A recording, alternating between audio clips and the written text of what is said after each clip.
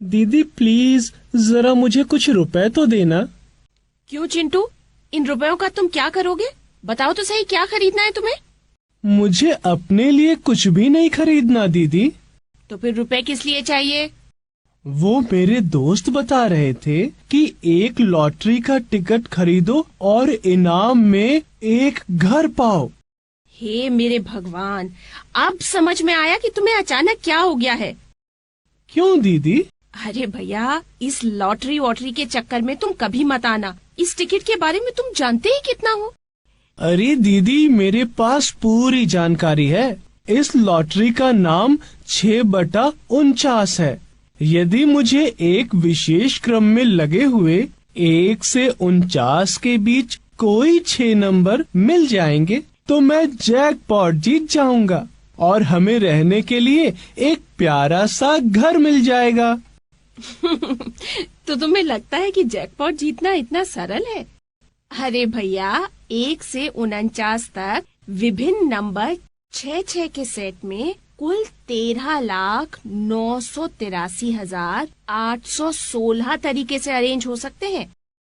और भैया, यदि तुम लॉटरी का टिकट रोज खरीदोगे तो भी 13,983,816 दिन में कम से कम एक बार, या फिर हम यूं कहें कि 38,285 साल में एक बार तुम जैकपॉट जीत सकते हो। और ये भी केवल संभावना ही है।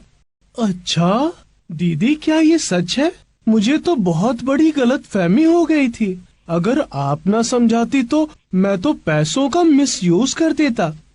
अरे ऐसे कैसे करते भैया, मैं हूँ ना तुम्हें सही रास्ता बताने के लिए। और फिर तुम्हें मालूम है, ये लॉटरी एक तरीके का जुआ है और इस जुए का सबसे बड़ा भाग इस लॉटरी का काम चलाने वाली संस्थाएं ही जीतती हैं।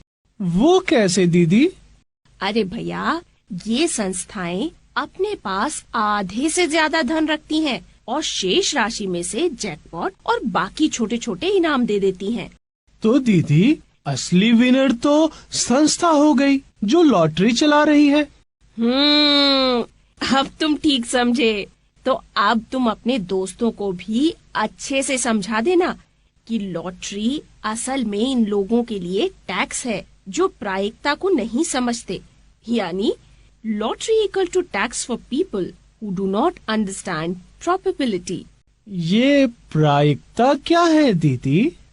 देखो चिंटू, तुम रोजमर्रा की जिंदगी में कुछ इस तरीके के वाक्य तो सुनते रहे होगे, जैसे कि इस प्रतियोगिता में रमा के प्रथम आने की संभावना सबसे अधिक है, या फिर पेट्रोल की कीमत बढ़ने का संयोग काफी अधिक है, या संभवतः आज वर्षा होगी, या फिर ट्रेन संभवतः लेट है, या संभवतः भारतीय क्रिकेट टीम अगला विश्व कप जीत जाएगी। इन सभी कथनों में एक अनिश्चितता है। हाँ दीदी, ये कहना कठिन है कि कथन ठीक होगा या नहीं। हाँ, ये तो बात है। लेकिन चिंटू, क्या तुम बता सकते हो इस प्रकार की अनिश्चितताओं को हम कैसे माप सकते हैं? मापना? वो भी अनिश्चितता को? अनसर्टेनिटी को कौन माप सकता है दीदी?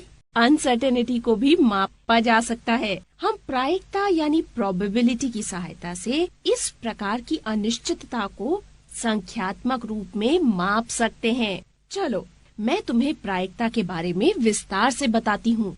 देखो भैया, एक प्रसिद्ध कथन है, अनिश्चितता और प्रत्याशा में ही जीवन का सुख है। Uncertainty and expectation are the joys of life. ये अधिकतर अनुभव किया गया है कि जीवन के प्रत्येक क्षेत्र में भावी अनिश्चितताओं के मध्य मनुष्य को अनेक निर्णय लेने पड़ते हैं। अनिश्चित घटनाओं के प्रति अपना अनुमान हम संभाव्यता या प्रायिकता यानी प्रोबेबिलिटी के रूप में व्यक्त करते हैं। देखो भैया, प्रायिकता की संकल्पना का विकास एक आश्चर्यजनक ढंग से हुआ था।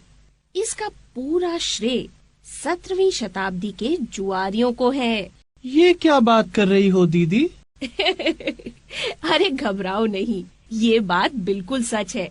जुआ खेलने में विभिन्न घटनाओं के घटित होने की संभावना अनिश्चित बनी रहती है। जैसे कि किसी सिक्के के उछाले जाने पर इसका शीश यानी हेड और पाश यानी टेल की ओर गिरना, किसी डाई के उछाले जाने पर किसी खास अंक का आना तथा ताश की गड्डी में से किसी विशेष पत्ते के आने की संभावना भी अनिश्चित है।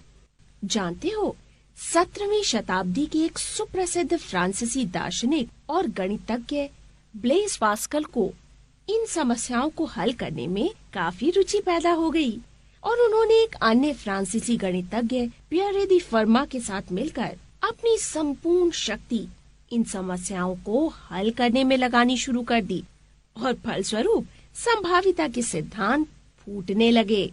बाद में इसे जेम्स बर्नौली, रोनाल्ड ए फिशर, टॉमस बेयर्स, ए मार्कोव आदि ने पूरा किया।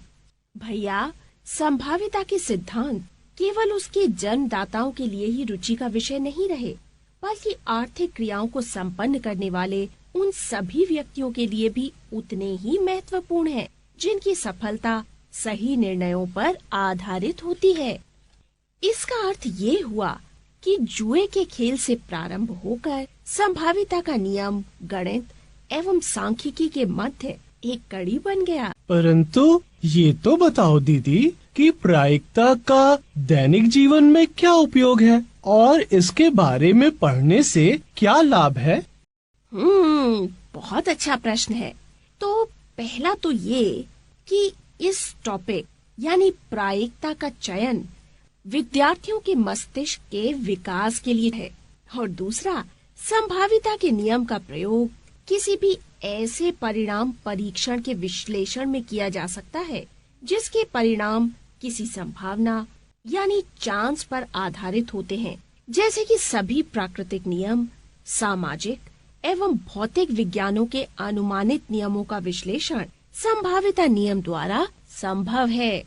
और इसके साथ साथ प्रायिकता का प्रयोग भौतिक विज्ञान, वाणिज्य, आयुर्विज्ञान, मौसम का पूर्वानुमान, संगीत, चिकित्सा पद्धति के नित नए इलाज में रिस्क की संभावना के पूर्वानुमान आदि क्षेत्रों में हो रहा है।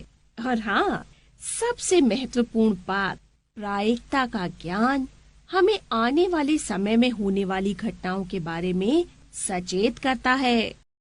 समझ गया दीदी। प्रायिकता के सिद्धांत का उपयोग उन सभी क्षेत्रों में किया जाता है जिनमें भविष्य के संबंध में निर्णय लेने होते हैं। ठीक है न दीदी?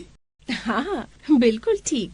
दीदी, इसका मतलब तो ये हुआ कि बीमा कंपनियां भी प्रायिकता के सिद्धांत पर कार्य करती हैं। तुमने बिल्कुल ठीक समझा भैया।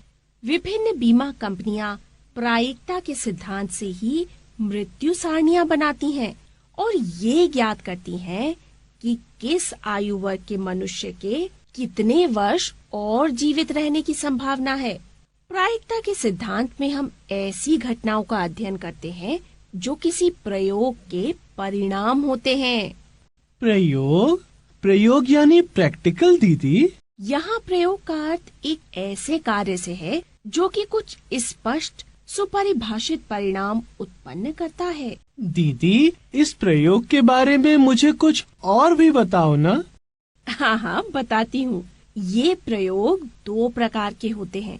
पहला, निर्णयात्मक या निश्चयात्मक प्रयोग यानी डिटरमिनिस्टिक एक्सपेरिमेंट, और दूसरा अनिश्चयात्मक या यादृच्छिक प्रयोग यानी नॉन डिटरमिनिस्टिक और रैंडम एक्सपेरिमेंट।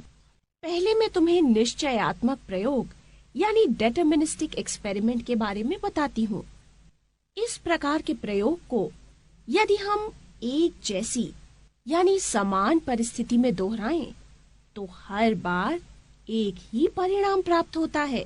किसी और उदाहरण से समझाओ ना दीदी। ठीक है।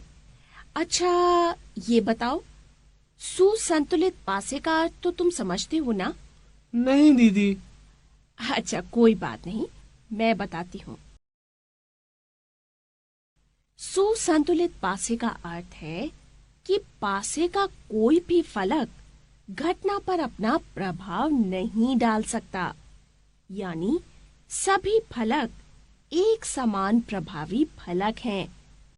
अर्थात पासे को उछालने पर कोई कारण ऐसा ना हो कि कोई एक फलक अन्य फलकों की तुलना में कम या ज्यादा बार आ सके। अब यदि मैं किसी सुसंतुलित पासे के सभी फलकों पर एक ही संख्या मान लो 7 लिख दूं, तो पासे को हर बार उछालने पर निश्चित रूप से एक ही परिणाम प्राप्त होगा, और यही निश्चयात्मक प्रयोग यानी डिटरमिनिस्टिक एक्सपेरिमेंट है। समझे? जी दीदी। चलो, तो अब मैं तुम्हें अनिश्चयात्मक प्रयोग यानी नॉन डिटरमिनिस्टिक एक्सपेरिमेंट के बारे में बताती हूँ। ऐसे प्रयोग जिनको समान परिस्थितियों में दोहराए जाने पर भी हर बार एक जैसा परिणाम नहीं प्राप्त होता, यादृच्छिक प्रयोग या अनिश्चयात्मक प्रयोग कहलाता है। दीदी, यदि एक सिक्के को मैं उछालूं तो 2 संभावनाएं होंगी, या तो चित यानी हेड आएगा या पट यानी टेल आएगा। बात तो तुम्हारी बिल्कुल ठीक है भैया, लेकिन इन दोनों में से कौन सा परिणाम प्राप्त होगा ये नहीं बताया जा सकता, और इसीलिए सिक्के का उछालना एक अनिश्चयात्मक प्रयोग यानी नॉन डिटरमिनिस्टिक एक्सपेरिमेंट है। और हाँ, ये याद रखना, किसी घटना ई की सैद्धांतिक प्रायिकता यानी थ्योरेटिकल प्रोबेबिलिटी, जिसे परंपरागत प्रायिकता यानी क्लासिकल प्रोबेबिलिटी भी कहा जाता है, पीई इस तरीके से परिभाषित की जा सकती है। पीई बराबर ई के अनुकूल परिणामों की संख्या बटा प्रयोग के सभी संभव परिणामों की संख्या। दीदी, इतने भारी भारी शब्द, ये सैद्धांतिक प्रायिकता क्या है? प्लीज ये भी बताओ ना दीदी। ये 2 प्रकार की प्रायिकता होती है। पहली प्रायोगिक या आनुभाविक प्रायिकता, जो वास्तविक प्रयोग के अनुभव से प्राप्त होती है, और दूसरी सैद्धांतिक प्रायिकता, जो सैद्धांतिक रूप से सूत्र से संबंधित परिणाम रखने पर प्राप्त होती है। समझ आया? हाँ, समझ गया दीदी। अब मैं प्रायिकता के बारे में किसी को भी समझा सकता हूँ। अरे वाह, क्या बात है। अच्छा चलो, मुझे ही समझाओ तो जरा। दीदी, यदि एक सिक्के को मैं उछालूं तो या तो चित यानी हेड आएगा या पट यानी टेल आएगा। और दीदी, यहाँ केवल 2 संभावी परिणाम हैं, जिनमें से केवल एक ही चित आने के अनुकूल है। इसीलिए सिक्के के एक बार की उछाल में चित प्राप्त करने की प्रायिकता है P ब्रैकेट में E होगी E के अनुकूल परिणामों की संख्या बटा प्रयोग के सभी संभव परिणामों की संख्या, अर्थात 1/2, तथा इसी प्रकार चित न प्राप्त करने की प्रायिकता होगी 1/2, यानी पट प्राप्त करने की प्रायिकता भी हुई 1/2। अरे वाह, तुमने तो बिल्कुल ठीक समझा। लेकिन एक बात यहाँ पर और भी समझ लो, यदि किसी घटना के होने की प्रायिकता पीई है, तो घटना ना होने की प्रायिकता पीई बार होगी 1/पीई के। घटना ई बार ई की पूरक यानी कॉम्प्लीमेंट घटना कहलाती है, और इस प्रकार ई तथा ई बार परस्पर पूरक घटनाएं हैं। ठीक दीदी, तो यहाँ सिक्का उछालने पर चित आने की प्रायिकता Pe है 1/2 तथा चित न प्राप्त करने की प्रायिकता Pe बार बराबर है 1/2, यानी Pe बराबर है Pe बार के। हाँ, और भैया, किसी प्रयोग की वो घटना जिसका केवल एक ही परिणाम हो, प्रारंभिक घटना यानी एलिमेंट्री इवेंट कहलाती है। इसीलिए यहाँ Pe बराबर 1/2 तथा Pe बार बराबर 1/2 प्रारंभिक घटनाएं हैं। अच्छा, समझ गया।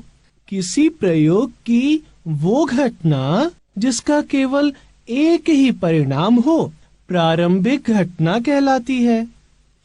हाँ, बिल्कुल ठीक समझे। क्या तुम मुझे प्रारंभिक घटना का कोई अच्छा सा उदाहरण बता सकते हो? क्यों नहीं दीदी। यदि मेरे थैले में एक ही साइज की एक पीली, एक नीली तथा एक सफेद गेंद है, तो बिना देखे थैले में से किसी एक रंग की गेंद निकालने की प्रायिकता पीई होगी ई के अनुकूल परिणामों की संख्या बटा प्रयोग के सभी संभव परिणामों की संख्या। तो प्रायिकता पीई बराबर हुई 1/3 के। ठीक है ना दीदी?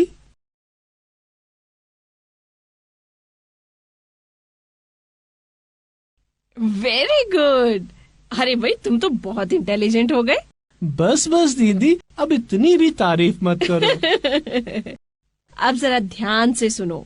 जानते हो, जब हम एक सिक्का उछालते हैं तो ये मानकर चलते हैं कि परिणाम यानी आउटकम्स समसंभावी है।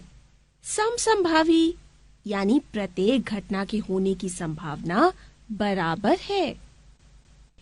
इसी प्रकार पासे को जब उछालते हैं तो ये मानकर चलते हैं कि पासा सुसंतुलित है, और सुसंतुलित का अर्थ है कि पासे को उछालने पर 1, 2, 3, 4, 5 या 6 किसी भी संख्या का ऊपरी फलक पर आने की संभावना एक समान है। अच्छा, अब जरा तुम ये बताओ तो सही कि पासे को उछालने पर 5 की प्राप्ति की क्या संभावना है? दीदी, किसी पासे को एक बार उछालने पर, चूंकि यहाँ 6 समसंभावी परिणाम 1, 2, 3, 4, 5 या 6 हैं, और किसी भी अंक की प्राप्ति का एक ही अवसर है, इसीलिए अंक 5 के ऊपर आने की संभावना 6 में से 1 है। हाँ, बिल्कुल सही। माना 5 की प्राप्ति एक घटना ई है, तो बताओ इसे हम किस प्रकार लिख सकते हैं? दीदी, आपने अभी अभी बताया था कि किसी घटना की प्रायिकता पीई बराबर होती है ई के अनुकूल परिणामों की संख्या बटा कुल संभाव्य परिणामों की संख्या। यहाँ अनुकूल परिणामों की संख्या है 1 और कुल संभाव्य परिणामों की संख्या है 6। तो प्रायिकता पीई बराबर हुई 1/6 के। शाबाश, बहुत अच्छे। अच्छा, अब ये बताओ, किसी पासे के ऊपरी फलक पर संख्या 8 के आने की प्रायिकता क्या है? दीदी इसका मतलब तुम्हें पता नहीं है। अच्छा चलो, मैं बताती हूँ। देखो, हमें ये तो अच्छे से पता है कि एक पासे को एक बार उछालने पर केवल 6 संभाव्य परिणाम होते हैं। पासे का ऊपरी फलक 1 से 6 तक कोई भी अंक दर्शा सकता है। अब चूंकि पासे के किसी भी फलक पर 8 अंकित ही नहीं है, इसलिए हमें संख्या 8 कभी भी प्राप्त नहीं होगी। यानी दीदी, संख्या 8 की प्राप्ति असंभव है। हाँ, और ऐसी घटना को हम असंभव घटना यानी इम्पॉसिबल इवेंट कहते हैं। तो दीदी, इसकी प्रायिकता होगी पीई बराबर ई के अनुकूल परिणामों की संख्या बटा कुल संभाव्य परिणामों की संख्या, अर्थात पी पासे के एक उछाल में 8 की प्राप्ति बराबर 0/6 यानी 0। हाँ, देखा, और इसीलिए असंभव घटना की प्रायिकता 0 होती है। बिल्कुल दीदी, उस घटना जिसका घटित होना असंभव है की प्रायिकता 0 होती है, तथा ऐसी घटना को एक असंभव घटना यानी इम्पॉसिबल इवेंट कहते हैं। हाँ, अच्छा अब ये बताओ 8 से कम अंक की प्राप्ति की प्रायिकता क्या होगी? दीदी, अभी तो आपने बताया था 0 होगी। प्रश्न को ध्यान से सुनो और समझो। मैंने कहा 8 से कम अंक, यानी 1, 2, 3 से लेकर 8 अंक के प्राप्ति की प्रायिकता क्या होगी? दीदी, 8 से कम तो 1 से 6 तक सभी अंक है, और पासे को उछालने पर प्रत्येक फलक पर अंकित संख्या निश्चित रूप से 8 से कम अंक ही होगी। हाँ, तो बताओ 8 से कम अंक की प्राप्ति की प्रायिकता क्या होगी? दीदी, 8 से कम तो पासे को उछालने पर हर बार ही प्राप्त होगा। हाँ, 8 से कम अंक की प्राप्ति एक निश्चित घटना यानी श्योर इवेंट है। जैसे कि हम जानते हैं P बराबर E के अनुकूल परिणामों की संख्या बटे कुल संभाव्य परिणामों की संख्या। तो P 8 से कम अंक की प्राप्ति बराबर 6/6 यानी 1। तो इससे ये निष्कर्ष निकलता है इससे यही निष्कर्ष निकलता है कि एक निश्चित घटना की प्रायिकता 1 होती है। बिल्कुल ठीक। उस घटना जिसका घटित होना निश्चित यानी श्योर है की प्रायिकता 1 होती है, और ऐसी घटना को निश्चित या निर्धारित घटना कहते हैं। तो भैया, किसी भी घटना E की प्रायिकता यानी PE का मान 0 से लेकर 1 तक के बीच होता है। अच्छा दीदी, ठीक है। परंतु दीदी, अभी अभी आपने मुझे बताया था कि एक सिक्का उछालने पर चित या पट आने की प्रायिकता 1/2 है, यानी 2 बार उछालने पर 1 बार चित आएगा तथा 1 बार पट आएगा। परंतु अभी अभी मैंने और मेरे फ्रेंड दोनों ने सिक्का उछाला था। मेरे सिक्के में दोनों बार चित आया तथा मेरे दोस्त के सिक्के में भी दोनों बार चित आया। ये ऐसे क्यों हुआ दीदी? देखो भैया, सिक्के को उछालने पर चित या पट पाने की सैद्धांतिक प्रायिकता यानी थ्योरेटिकल प्रोबेबिलिटी 1/2 है। सैद्धांतिक प्रायिकता को हम पारस्परिक या क्लासिकल प्रोबेबिलिटी भी कहते हैं। और एक बात और, सिक्के के प्रत्येक उछाल को एक अभिप्रयोग यानी ट्रायल कहा जाता है। इसी प्रकार 2 सिक्कों को एक साथ उछालने की प्रत्येक उछाल को भी एक अभिप्रयोग ही कहा जाता है। पासा फेंकने पर प्रत्येक फेंक को एक अभिप्रयोग कहा जाता है। तुमने और तुम्हारे दोस्त ने अनुभव करके देखा भी था।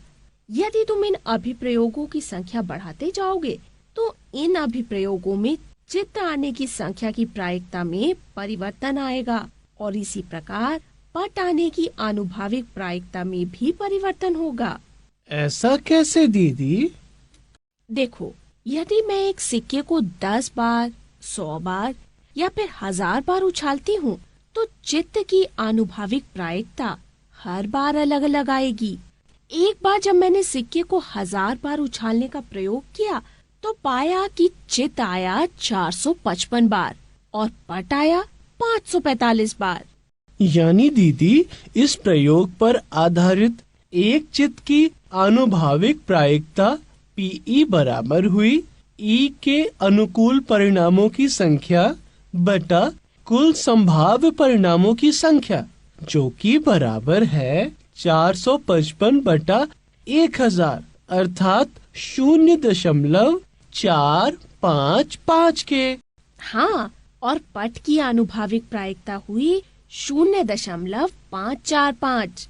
और भैया, वास्तविक प्रयोग करने पर ये परिणाम प्राप्त हुए थे, और इसी कारण ये आनुभाविक या प्रायोगिक प्रायिकताएं कहलाती हैं। तो इसका अर्थ तो ये हुआ दीदी कि प्रायोगिक प्रायिकताएं वास्तव में प्रयोगों के परिणामों तथा घटनाएं घटित होने की पर्याप्त रिकॉर्डिंग पर निर्भर करती हैं। बिल्कुल। तो दीदी, ये प्रायिकताएं तो केवल एस्टिमेट्स यानी आकलन की है, क्योंकि यदि मैं 2000 बार सिक्के को उछालता हूँ तो मुझे और अलग आंकड़े प्राप्त हो सकते हैं। तुम्हारी बात 16 आने सही है। जानते हो, 18वीं शताब्दी के फ्रांसीसी जीव वैज्ञानिक कोम्टे डी बुफोन ने एक सिक्के को 4040 बार उछाला और 2048 चित्त प्राप्त किए।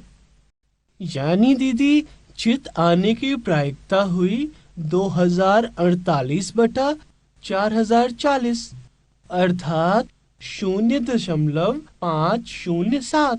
हाँ, और इसी प्रकार ब्रिटेन के जेई कैरिच ने एक सिक्के की 10,000 उछालों में 5,067 चित्त प्राप्त किए। यानी दीदी, इस स्थिति में चित्त आने की प्रायोगिक प्रायिकता होगी 5,067 बटा 10,000, यानी 0.5067। बिल्कुल ठीक। और इसी प्रकार सांख्यिकी विद्वान कार्ल पियर्सन ने इसमें और अधिक समय बिताया और एक सिक्के को 24,000 बार उछाला। उसे 12,012 चित्त प्राप्त हुए। यानी इस बार चित्त आने की प्रायिकता हुई 12,012 बटा 24,000, यानी 0.5005। तो भैया, जैसे जैसे सिक्के उछालने की संख्या बढ़ती जाती है, वैसे वैसे चित्त या फिर पट आने की प्रायोगिक प्रायिकता 0.5 यानी 1/2 के आसपास ही प्रतीत होती है। और तुम तो जानते ही हो कि 1/2 चित्त या पट पाने की सैद्धांतिक यानी थ्योरेटिकल प्रोबेबिलिटी या पारंपरिक यानी क्लासिकल प्रोबेबिलिटी है। अच्छा दीदी, अब मैं अच्छे से समझ गया कि जैसे जैसे प्रयोगों की संख्या बढ़ाते जाएंगे, अनुभाविक प्रायिकताएं तथा सैद्धांतिक प्रायिकताएं लगभग बराबर हो जाएंगी। परंतु क्या हमें सभी प्रयोगों की प्रायिकताएं अनुभव से देखनी चाहिए तथा फिर उसे सैद्धांतिक प्रायिकता के साथ मैच करके देखना चाहिए? नहीं भैया, ऐसा बिल्कुल जरूरी नहीं है। वो इसलिए कि किसी भी प्रयोग को दोहराने की एक गंभीर समस्या है, क्योंकि अनेक स्थितियों में ये अधिक खर्चे वाला हो सकता है और कई बार तो ऐसे प्रयोग दोहराना संभव ही नहीं है।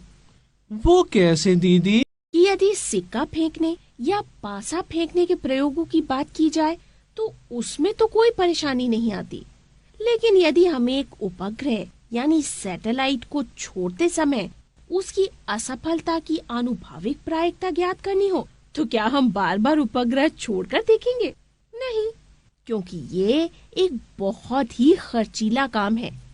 और इसी तरह भूकंप के कारण कोई बहुमंजिली बिल्डिंग नष्ट होगी या नहीं, इसकी आनुभाविक प्रायिकता ज्ञात करनी हो तो भूकंप की घटना को बार बार घटित होते हुए देखना संभव नहीं है।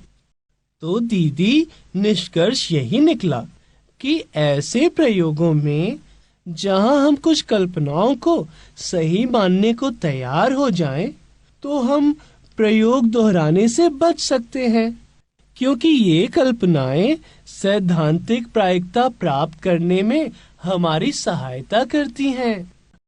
1795 में पियरे साइमन लाप्लास के अनुसार किसी घटना E के सैद्धांतिक प्रायिकता यानी थ्योरेटिकल प्रोबेबिलिटी परंपरागत प्रायिकता यानी क्लासिकल प्रोबेबिलिटी PE इस तरीके से परिभाषित की जा सकती है। PE बराबर E के अनुकूल परिणामों की संख्या बटा प्रयोग के सभी संभव परिणामों की संख्या। अच्छा दीदी, एक प्रश्न पूछूं? नाराज तो नहीं होगी ना? अरे नहीं नहीं, पूछो पूछो। अगर मैं सिक्का उछालता हूँ तो ऐसा भी तो हो सकता है कि सिक्का तिरछा खड़ा हो जाए। यानी दीदी, न चित्त हो न पट। अरे भैया, इस तरह की संभावना को नगण्य मानते हैं कि सिक्का उसके किनारे के सहारे खड़ा हो जाए। और एक बात और, प्रायिकता में जब हम सिक्के की बात करते हैं तो हम कल्पना करते हैं कि वो न्याय संगत यानी फेयर है, अर्थात वो सम्मित यह सिमेट्रिकल है। सिक्के के इस गुण को उसका अपक्षपातपूर्ण यानी अनबायस्ड होना कहते हैं। और ये यादृच्छिकता उछाल क्या है दीदी? ओहो, तुम तो बहुत बुद्धू हो, फिर से भूल गए। इसका अर्थ है रैंडम टॉस। इसमें सिक्के को बिना किसी पक्षपात या रुकावट के स्वतंत्रता पूर्वक गिरने दिया जाता है। और ये बात भी ध्यान से समझ लो, पासे से तात्पर्य भी एक न्याय संगत पासे से है। न्याय संगत पासा वो क्या होता है दीदी? इसका अर्थ है कि 1, 2, 3, 4, 5, 6 प्रत्येक संख्या के ऊपर आने की समान संभावना है। ठीक है दीदी, तो समान संभावना का अर्थ समप्रायिक ही है ना? बिल्कुल। लेकिन एक बात और भी ध्यान रखना, किसी भी प्रयोग के परिणाम समप्रायिक तभी होते हैं जब प्रत्येक परिणाम आने की संभावना एक जैसी हो। क्या मतलब दीदी? अभी समझाती हूँ। अच्छा, पहले ये तो बताओ, यदि एक पैकेट में 10 लाल गेंदे और 5 नीली गेंदे हैं तथा बिना पैकेट के अंदर देखे एक गेंद निकालनी हो, तो बताओ नीली गेंद और लाल गेंद के निकालने के परिणाम समप्रायिक है? दीदी, लाल गेंदे ज्यादा हैं तथा नीली गेंदे कम हैं, तो प्रत्येक परिणाम की संभावना बराबर नहीं हो सकती है। तुमने बिल्कुल ठीक समझा। इसका अर्थ यही हुआ कि यहाँ एक लाल गेंद और एक नीली गेंद के परिणाम सांप्रायिक नहीं है। अच्छा, एक मजेदार बात और बताओ। हाँ दीदी, बताओ ना। प्रायिकता के विभिन्न सवालों में ताश के 52 पत्तों को अच्छी तरह से फेंटने की बात जरूर होती है। बताओ तो क्यों? पता नहीं दीदी। वो इसलिए कि गड्डी को अच्छी तरह से फेंटने पर परिणामों का समप्रायिक या समभावी होना सुनिश्चित हो जाता है। प्रायिकता के प्रश्नों में ताश के पत्तों से संबंधित प्रश्न भी पूछे जाते हैं। अच्छा चलो, आओ अब हम देखते हैं कि ताश के पत्ते कैसे होते हैं। ये प्लेइंग कार्ड्स कुल मिलाकर 52 होते हैं और ये 2 रंग के होते हैं। इनमें आधे लाल और आधे काले होते हैं, यानी 26 काले और 26 लाल पत्ते। जो 26 लाल पत्ते होते हैं वो भी 2 प्रकार के होते हैं, 13 ईंट के पत्ते और 13 पान के पत्ते। 26 काले पत्ते भी 2 तरीके के होते हैं, 13 चिड़ी के पत्ते और 13 हुकुम के पत्ते। अब 13 ईंट के पत्ते में फेस कार्ड 3 होते हैं, जो है बेगम, बादशाह और गुलाम। इनमें एक इक्का होता है जिसका मान है 1, गुलाम का मान होता है 11, बेगम का मान होता है 12 और बादशाह का मान होता है 13। और इसके अतिरिक्त 2 से लेकर 10 तक के भी पत्ते होते हैं। इसी तरह 13 पान के पत्ते में भी 3 फेस कार्ड होते हैं, जो कि है बेगम, बादशाह और गुलाम। इनमें एक इक्का होता है जिसका मान है 1, गुलाम का मान होता है 11, बेगम का मान होता है 12, बादशाह का मान होता है 13 और इसके अलावा 2 से लेकर 10 तक के पत्ते होते हैं। इसी प्रकार 13 हुकुम के पत्तों में भी 3 ही फेस कार्ड होते हैं, जो कि हैं बेगम, बादशाह और गुलाम। इनमें एक इक्का होता है जिसका मान है 1, गुलाम का मान होता है 11, बेगम का मान होता है 12 और बादशाह का मान होता है 13। इसके अतिरिक्त 2 से लेकर 10 तक के पत्ते होते हैं। इसी तरह चिड़ी के पत्तों में भी 3 फेस कार्ड होते हैं, जो कि हैं बेगम, बादशाह और गुलाम। इसमें एक इक्का होता है जिसका मान है 1, गुलाम का मान होता है 11, बेगम का मान होता है 12 और बादशाह का मान होता है 13। इसके अतिरिक्त 2 से लेकर 10 तक के पत्ते होते हैं। तो कुल मिलाकर ताश के 52 पत्तों में हुए 4 इक्के, 4 बादशाह, 4 बेगम और 4 गुलाम, और शेष 2 से 10 तक के 36 पत्ते होते हैं। समझ आया? जी दीदी। चलो अब हम इससे संबंधित कुछ सवाल हल करते हैं। यदि पीई बराबर 0.05 तो ई नहीं की प्रायिकता क्या होगी? दीदी ये तो आपने अच्छे से समझाया था कि यदि घटना होने की प्रायिकता पीई है तो घटना न होने की प्रायिकता होगी पीई बार, जो कि बराबर होगी 1 घटा पीई के। तो दीदी यहाँ पीई नहीं बराबर हुआ 1 घटा पीई के, यानी पीई नहीं है 1 घटा 0.05, जो बराबर हुआ 0.95 के। तो ई नहीं की प्रायिकता हुई 0.95। हाँ, शाबाश, बिल्कुल ठीक।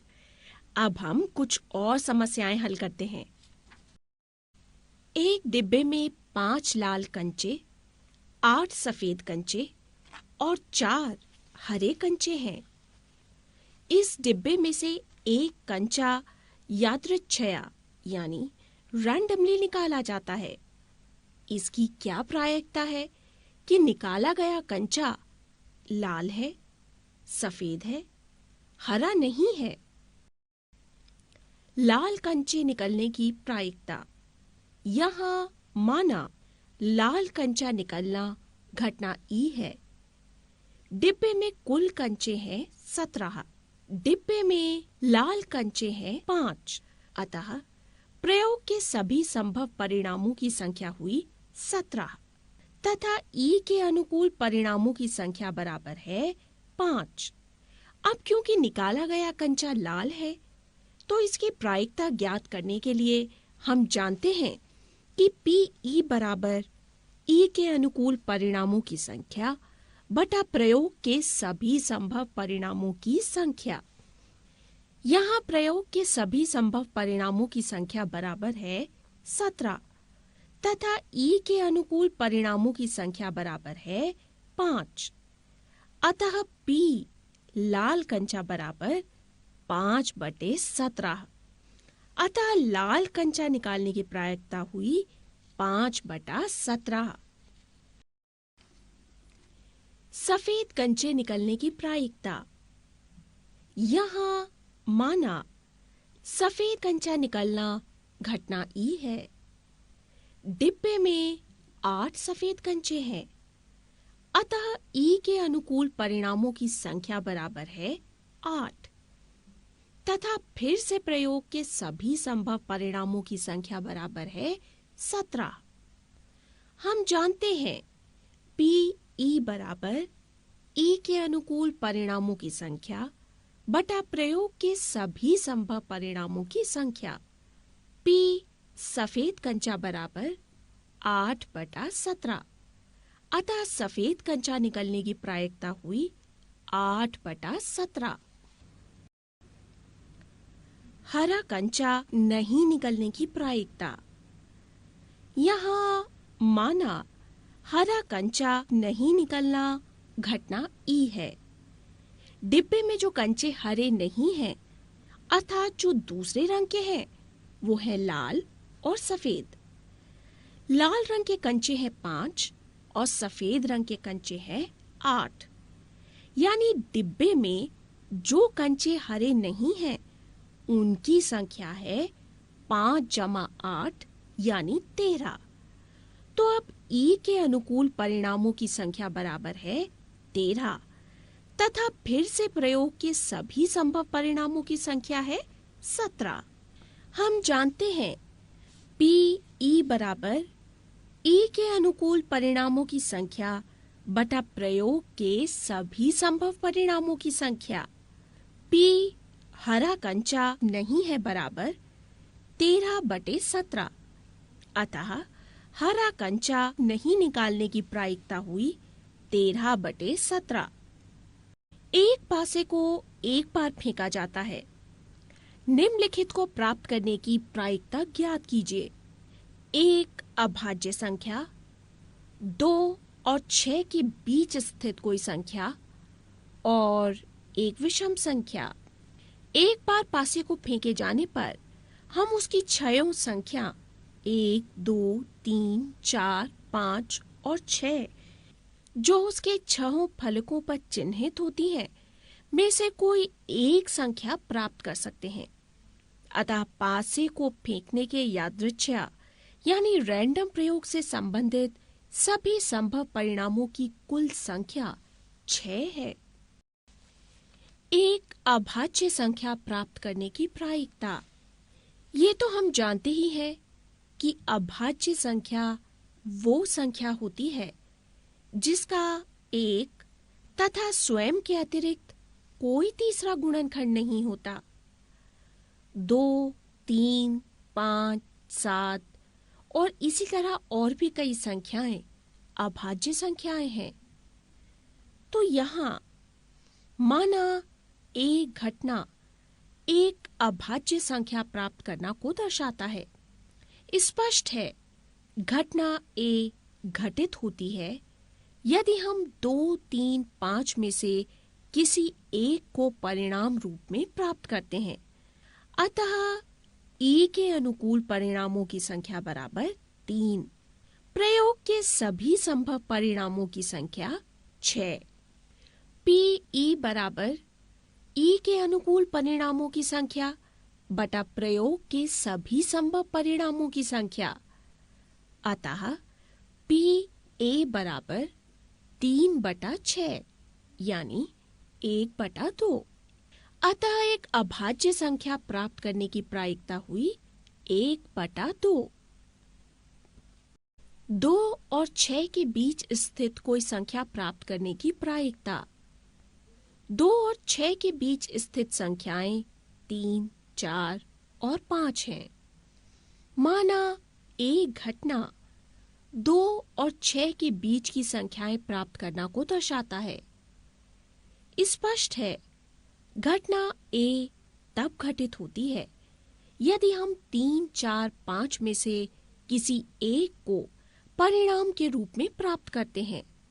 अतः ई के अनुकूल परिणामों की संख्या बराबर 3। प्रयोग के सभी संभव परिणामों की संख्या बराबर 6। हम जानते हैं पी ई बराबर ई के अनुकूल परिणामों की संख्या बटा प्रयोग के सभी संभव परिणामों की संख्या। अतः पी ए बराबर 3/6 बराबर 1/2। अतः 2 और 6 के बीच स्थित कोई संख्या प्राप्त करने की प्रायिकता हुई 1/2। एक विषम संख्या प्राप्त करने की प्रायिकता। ये हम जानते ही हैं कि जो संख्या 2 से पूरा भाग हो जाती है उसे सम संख्या तथा जो संख्या 2 से पूरा भाग नहीं जाती उसे विषम संख्या कहते हैं।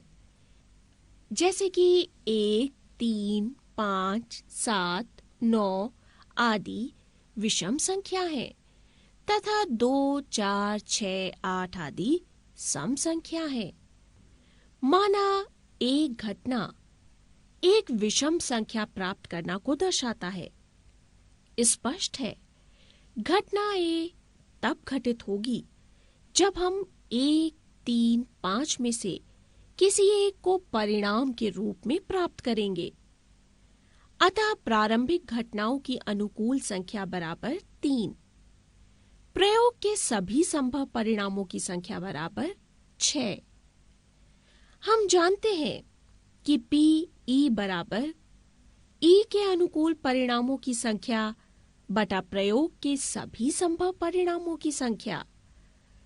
अतः पी ए बराबर 3/6 बराबर 1/2। अतः एक विषम संख्या प्राप्त करने की प्रायिकता हुई 1/2। 52 पत्तों को अच्छी प्रकार से फेंटी गई एक गड्डी में से एक पत्ता रैंडमली निकाला जाता है। निम्नलिखित को प्राप्त करने की प्रायिकता ज्ञात कीजिए। लाल रंग का बादशाह, एक फेस कार्ड अर्थात तस्वीर वाला पत्ता। पान का गुलाम, लाल रंग की तस्वीर वाला पत्ता। हुकुम का पत्ता, एक ईंट की बेगम। 52 पत्तों में से एक पत्ता 52 तरीकों से निकाला जा सकता है। अतः प्रयोग के सभी संभव परिणामों की संख्या बराबर 52। लाल रंग का बादशाह प्राप्त करने की प्रायिकता। यहां माना लाल रंग का बादशाह प्राप्त करना घटना ई है। गड्डी में लाल पत्तों के 2 समूह हैं, ईंट और पान। प्रत्येक समूह में एक बादशाह है, यानी एक ईंट का बादशाह और एक पान का बादशाह। अतः ई के अनुकूल परिणामों की संख्या बराबर 2 और प्रयोग के सभी संभव परिणामों की संख्या बराबर 52। हम जानते हैं पी बराबर ई के अनुकूल परिणामों की संख्या बटा प्रयोग के सभी संभव परिणामों की संख्या। अतः पी लाल रंग का बादशाह बराबर 2/52, जो कि बराबर आया 1/26। अतः लाल रंग का बादशाह प्राप्त करने की प्रायिकता हुई 1/26। एक फेस कार्ड अर्थात तस्वीर वाला पत्ता प्राप्त करने की प्रायिकता।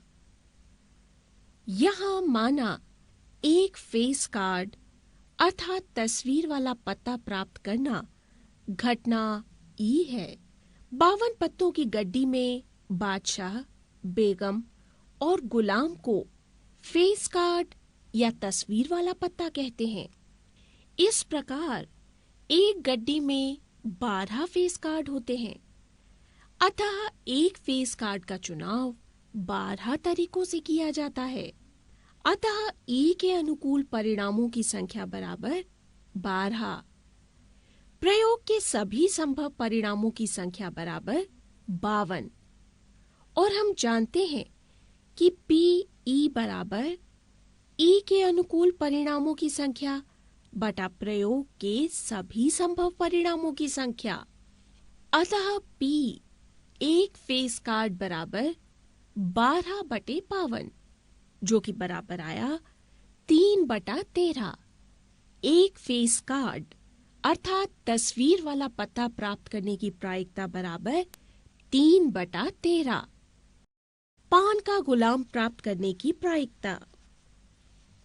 यहां माना पान का गुलाम प्राप्त करना घटना ई है। 52 पत्तों की गड्डी में पान का गुलाम केवल एक ही होता है। अतः ई के अनुकूल परिणामों की संख्या बराबर 1। प्रयोग के सभी संभव परिणामों की संख्या बराबर 52 और हम जानते ही हैं कि पी ई बराबर ई के अनुकूल परिणामों की संख्या बटा प्रयोग के सभी संभव परिणामों की संख्या। अतः पी पान का गुलाम बराबर 1/52। अतः पान का गुलाम प्राप्त करने की प्रायिकता हुई 1/52। लाल रंग का तस्वीर वाला पत्ता प्राप्त करने की प्रायिकता। यहां माना लाल रंग का तस्वीर वाला पत्ता प्राप्त करना घटना ई है। गड्डी में लाल पत्तों के 2 समूह होते हैं, जैसे ईंट और पान। प्रत्येक समूह में 3 फेस कार्ड होते हैं, यानी गुलाम, बेगम और बादशाह। तो ई के अनुकूल परिणामों की संख्या बराबर 2 × 3 बराबर 6। प्रयोग के सभी संभव परिणामों की संख्या बराबर 52। हम जानते हैं पी ई बराबर ई के अनुकूल परिणामों की संख्या बटा प्रयोग के सभी संभव परिणामों की संख्या। अतः P एक लाल फेस कार्ड बराबर 6/52, जो कि बराबर है 3/26। अतः लाल रंग का तस्वीर वाला पत्ता प्राप्त करने की प्रायिकता हुई 3/26। हुकुम का पत्ता प्राप्त करने की प्रायिकता। यहाँ माना हुकुम का पत्ता प्राप्त करना घटना ई है। गड्डी में हुकुम के 13 कार्ड होते हैं, इसलिए ई के अनुकूल परिणामों की संख्या बराबर 13। प्रयोग के सभी संभव परिणामों की संख्या बराबर 52। हम जानते हैं पी ई बराबर ई के अनुकूल परिणामों की संख्या बटा प्रयोग के सभी संभव परिणामों की संख्या। अतः P एक हुकुम का पत्ता बराबर 13/52, जो कि बराबर आया 1/4। अतः हुकुम का पत्ता प्राप्त करने की प्रायिकता हुई 1/4। एक ईंट की बेगम प्राप्त करने की प्रायिकता। यहाँ माना ईंट की बेगम पत्ता प्राप्त करना घटना ई है। 52 पत्तों की गड्डी में ईंट की केवल एक बेगम होती है, अतः आरंभिक घटनाओं की अनुकूल संख्या बराबर है 1। प्रयोग के सभी संभव परिणामों की संख्या बराबर 52। हम जानते हैं P E बराबर E के अनुकूल परिणामों की संख्या बटा प्रयोग के सभी संभव परिणामों की संख्या।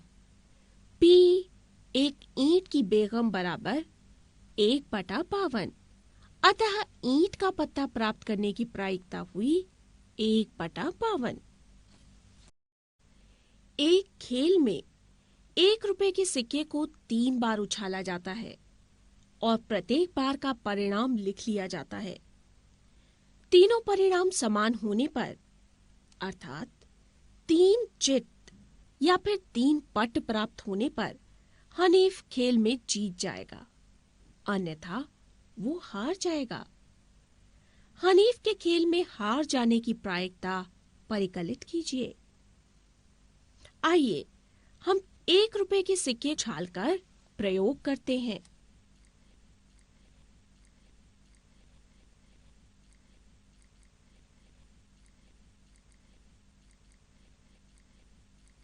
प्रयोग के सभी संभव परिणाम head head head, head head tail, head tail head, tail head head, tail tail head, head tail tail, tail head tail, tail tail tell.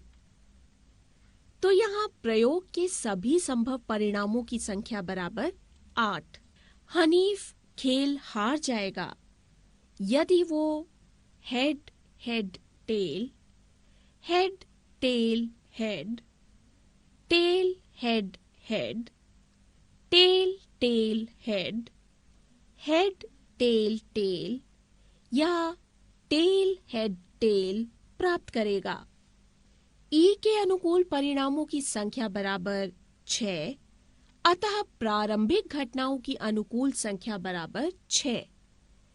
हम जानते हैं कि P E बराबर E के अनुकूल परिणामों की संख्या बटा प्रयोग के सभी संभव परिणामों की संख्या। अतः वांछित प्रायिकता P E बराबर 6/8, जो कि बराबर है 3/4। यानी हनीफ के खेल में हार जाने की प्रायिकता हुई 3/4। और हाँ, एक महत्वपूर्ण बात और, इस समस्या को हम एक और तरीके से भी हल कर सकते हैं।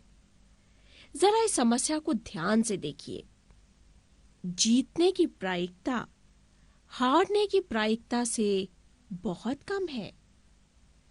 माना हम जीतने की घटना को ई मानते हैं, तो जीतने की प्रायिकता हुई PE, और अब नहीं जीतने की प्रायिकता PE बार बराबर होगी 1 घटा PE के।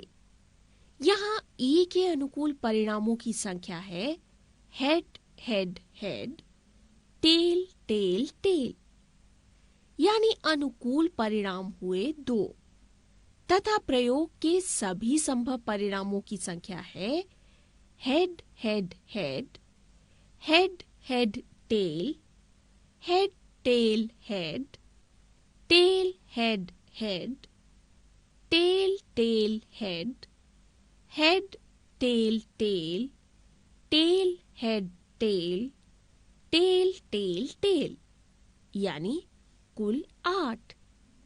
तो यहाँ हनीफ के जीतने की प्रायिकता PE हुई 2/8 के, यानी 1/4।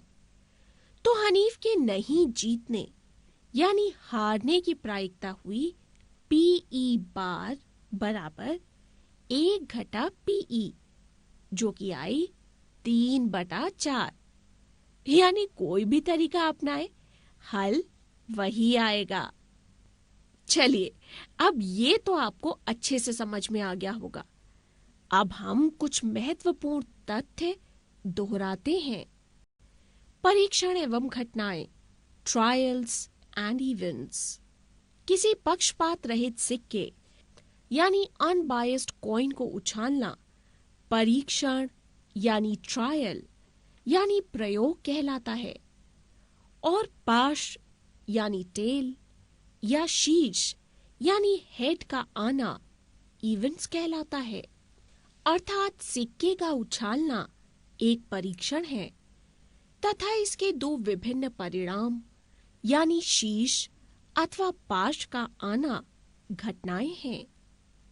इसी प्रकार यदि एक डाई को फेंका जाए तब इसका फेंका जाना एक परीक्षण है तथा इस पर अंकित 1, 2, 3, 4, 5 और 6 में से किसी एक का ऊपर आना विभिन्न इवेंट या घटना है। प्रायिकता अनिश्चितता की संख्यात्मक माप है। यादृच्छिक परीक्षण यानी रैंडम ट्रायल कोई क्रिया जो निश्चित निष्कर्ष से संबंध हो यादृच्छिक यानी रैंडम परीक्षण कहलाता है। एक घटना E की प्रायिकता को PE से दर्शाते हैं और उसकी निम्न सूत्र से गणना करते हैं। PE बराबर E के अनुकूल परिणामों की संख्या बटा प्रयोग के संभव परिणामों की संख्या। निश्चित घटना, जिन घटनाओं की प्रायिकता 1 होती है उन्हें निश्चित घटनाएं कहते हैं, जैसे कि सूर्य का पूर्व से उदय होना। असंभव घटना, जिन घटनाओं की प्रायिकता 0 होती है उन्हें असंभव घटनाएं कहते हैं, जैसे कि एक पासा उछालने पर 7 का प्राप्त होना। एक घटना की प्रायिकता कभी भी ऋणात्मक नहीं हो सकती। किसी घटना की प्रायिकता सदैव 0 से बड़ी या उसके बराबर होती है अथवा 1 से छोटी या उसके बराबर होती है, यानी सदैव 0 और 1 के बीच ही होती है। घटना ना होने की प्रायिकता PE बार बराबर होती है 1 घटा घटना होने की प्रायिकता PE के। घटना की प्रायिकता तथा घटना E नहीं की प्रायिकता का योगफल सदैव 1 के बराबर होता है।